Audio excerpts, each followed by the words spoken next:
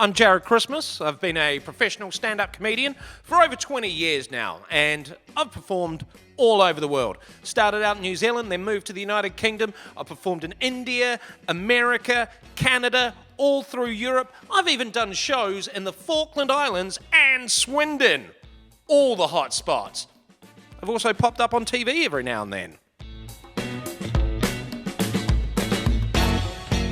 In this series of workshops, I'm going to give you hints, tips, techniques, and motivations to help you create your very own stand-up comedy routine. Parents and kids working together to create comedy gold. You could be a double act, or maybe the parents can help you write your material if you want to go it solo. They could even help direct, but more importantly, we're all in this together, supporting each other for our goal to write some jokes and have a laugh.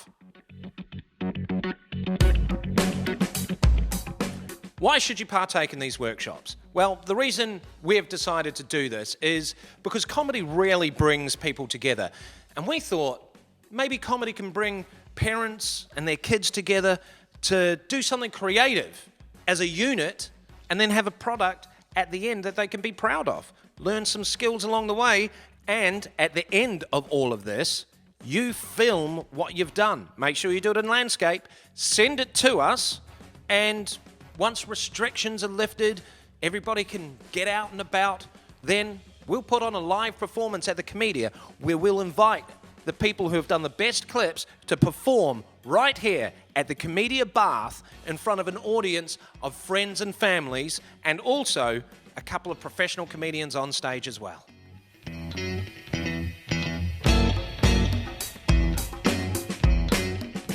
Stand-up comedy is scary. I'm not going to lie to you. Even for veteran comedians like myself, you still feel nerves, but it's a good thing because you can channel it and you can use it, and it's one of the biggest buzzes you'll ever get out of life. Stepping on stage for the first time, wow, it's brave and foolish at the same time, but ultimately very rewarding. My aim with these workshops is to give you a toolbox of tips, hints, and ideas to help you write your own jokes and build confidence so that you can stand in front of people and talk, or stand in front of a camera like I'm doing and just talk and hopefully get some laughs.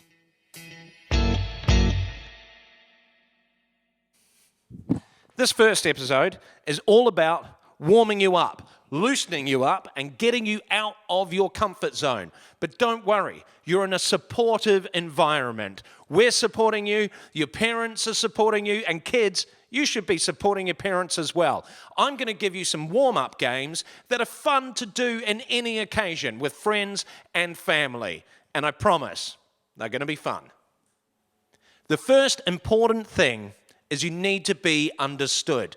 One of the biggest destroyers of a good joke is if you mumble or stumble your way through it, or you just don't speak loud enough. What'd you say? I said you don't speak loud enough. So let's kick things off by learning some warm-up games that are going to loosen up your tongue, loosen your lips, get the creative juices flowing and your brain buzzing so that we're in a perfect zone to start creating and having some fun. The first game I want to teach you is called chewing gumption. What a name! So, chewing gumption. We know what chewing gum is, right? And gumption is just a fancy word for brave. And that's what I want you to do in this. Be brave. Be ridiculous. That's where the funny comes from. And at the same time, we're going to warm up a bit. So, what I want you to do is pretend you've got a massive ball of chewing gum, and you've got to put that in your mouth, and you've got to chew it. And it's such a big ball of chewing gum, you've got to use your whole face to chew it. Your whole body gets involved chewing this massive piece of chewing gum. Just get your whole face moving. Don't be afraid to make ridiculous noises. Don't choke on your imaginary piece of chewing gum. I know parents are maybe panicking at this point, go, I don't let little Johnny eat chewing gum. Well, it's imaginary, so relax, mum and dad. Get your whole body in there. But then you've got to get rid of that chewing gum. You've got to take it out of your mouth. And the only way to do that is to pull it out and make some crazy noise with your lips and your tongue. So just let it all go out.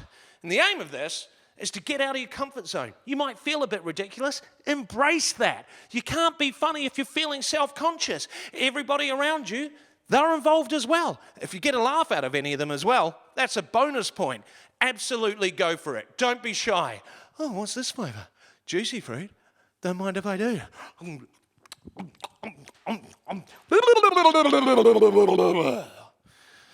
Good luck.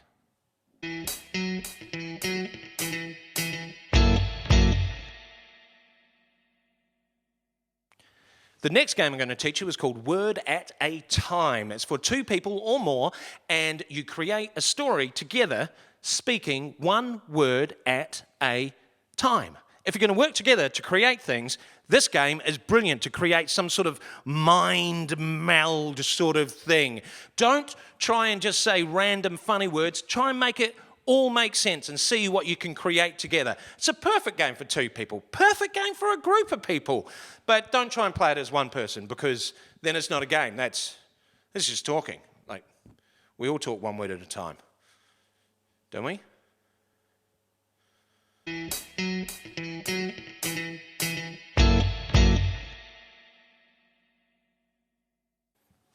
Third game. This is fun, isn't it? This one's called 5 Things. What you need is someone to give you a category. And when you get that category, you list as quick as you can 5 things in that category. For example, boy bands. Backstreet Boys. I want to say AC/DC, but that's not them. NSYNC. One Direction. Boy bands, I'm not hot on them. A17. These are all from the 90s. Do they do boy bands anymore? Westlife. Oh man, that is tough. Give me another one. Burger, chicken, potatoes, deep fried, preferably, rice, and I'm going to say nachos. Man, I'm hungry. Do a few of those, and when you get good at that, change it up, make it harder. The next category you get, you then have to shout out things that are not in that category. Example. Types of dog. Here we go. Chicken drumstick. Carrot. Guard. Guard dog. Man, this is hard. It's a challenge. And if you can rise to it, it's great. It gets the other side of your brain working, because you're being told one thing and you're forcibly trying not to think of things of that thing. Do you get that thing? It's all about things. Things.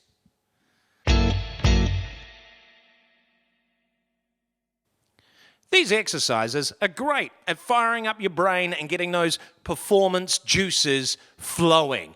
And to be a bit silly. And that's what you need to do. You need to be silly. Don't be afraid of it.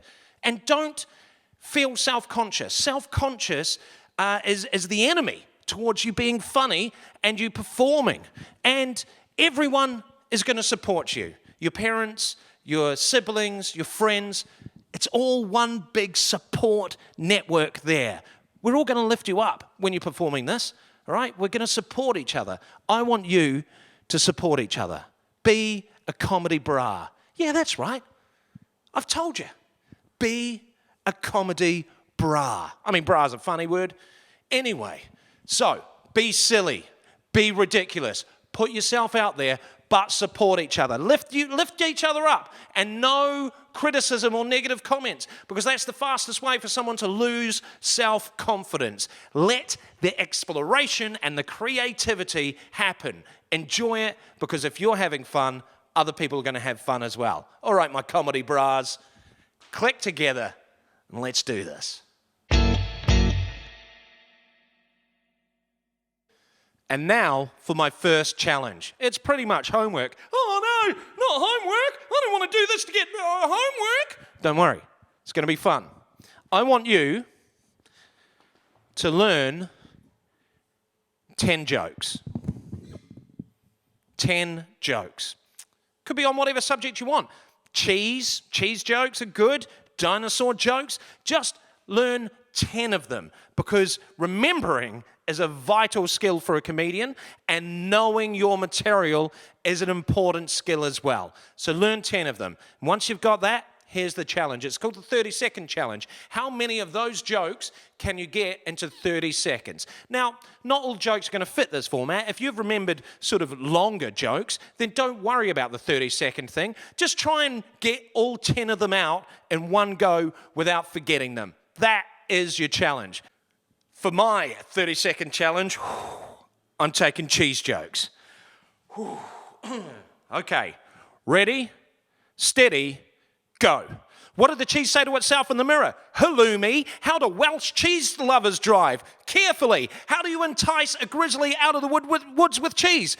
Camembert. How do you disguise a horse with cheese? Mascarpone. What do you call a cheese factory in the Middle East? Jesus of Nazareth. How did Mr. Cheese paint his wife? He double Gloucester. What do you call a fight between two cheeses? A fromage frais. Why did the cheese lose a fight to the stone? Because the rock fought back. Why did the cheesemonger walk in a weird way? Because he only had one stilt on. How many did I get? 9. 9. Ah!